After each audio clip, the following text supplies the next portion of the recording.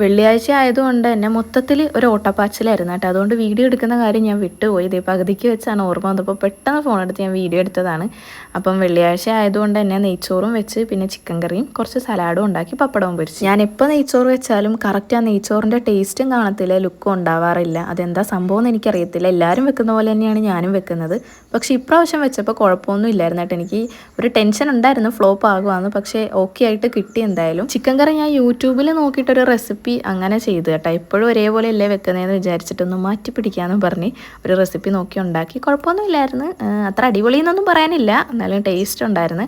അങ്ങനെ അവിടെയൊക്കെ അടിച്ച് വാരിയിട്ട് ഞാൻ കുക്കർ തുറന്ന് നോക്കി. തുറന്നിട്ട് നെയ്ച്ചോറ് വെച്ചിട്ട് ലാസ്റ്റാണ് കേട്ടോ നെയ്യ് ഒഴിക്കുന്നത്. എൻ്റെ നാത്തൂനും അമ്മായിമ്മയൊക്കെ അങ്ങനെയാണ് ചെയ്യുന്നത്. അപ്പോൾ അത് കണ്ടിട്ട് ഞാനും അങ്ങനെയാണ് ചെയ്ത് കൊടുക്കുന്നത്. അപ്പോൾ അരിയുടെ വേവൊക്കെ കറക്റ്റാണെന്ന് ഞാൻ ഇങ്ങനെ നോക്കുകയാണ്. പക്ഷേ കുഴപ്പമൊന്നും ഇല്ലായിരുന്നു, സെറ്റായിട്ട് കിട്ടി. ഇനിയിപ്പോൾ കുക്കിങ് കഴിഞ്ഞാൽ വലിയൊരു യുദ്ധം എന്ന് പറയുന്നത് ഈ ഉണ്ടാക്കിയ പാത്രങ്ങളൊക്കെ ഫുള്ള് നമ്മൾ കഴുകിയെടുക്കണം. അപ്പോൾ ഒരു ലോഡ് പാത്രം വാഷ് ബേസിനിൽ എന്നെയും കാത്തിരിപ്പുണ്ട്. അപ്പം ഞാൻ അതൊക്കെ ഒന്ന് പോയി കഴുകി വെക്കട്ടെ. അങ്ങനെ പാത്രങ്ങൾ മൊത്തം കഴുകി വെച്ച് തുണി കഴുകാൻ നിന്നപ്പോഴത്തേക്കും ഷിനാജ് ഷോപ്പിൽ നിന്ന് വന്നു കേട്ടോ. വീട്ടിൽ വന്നിട്ടാണ് ആൾ പള്ളിയിലോട്ട് പോകുന്നത്. അങ്ങനെ ഷിനാജ് പള്ളിയിൽ പോയി ആ നേരത്തിന് ഞാൻ കുളിച്ച് കയറി. എന്നിട്ട് നമ്മൾ ഫുഡ് കഴിക്കുവാണ്. ഉമ്മാക്ക് കുറച്ച് ദിവസം പനിയൊക്കെ ആയിരുന്നുകൊണ്ട് വായിക്ക് കയ്പ്പാന്നൊക്കെ പറഞ്ഞിട്ട് നെയ്ച്ചോറ് വേണ്ടെന്ന് പറഞ്ഞപ്പോൾ ഉമ്മാക്ക് വെറുംചോറ് കുറച്ച് വെച്ചിട്ടുണ്ടായിരുന്നു. ഉമ്മ അതാണ് കഴിച്ചത്. വൈകുന്നേരം നമുക്കൊരു കല്യാണം ഉണ്ടായിരുന്നു, നമ്മുടെ നെയ്ബറിൻ്റെ തന്നെയാണ്. അപ്പോൾ സുനീറായുമായിട്ടാണ് ഞാൻ പോയത്. അവിടെ ചെന്ന് ചെറുക്കനെയും പെണ്ണിനെയൊക്കെ കണ്ടിട്ട് പിന്നെ നേരെ ഫുഡ് കഴിക്കാൻ വേണ്ടിയിട്ടിരുന്ന്. നെയ്ച്ചോറും കടായിയും പിന്നെ അച്ചാറും സലാഡൊക്കെ ഉണ്ടായിരുന്നു.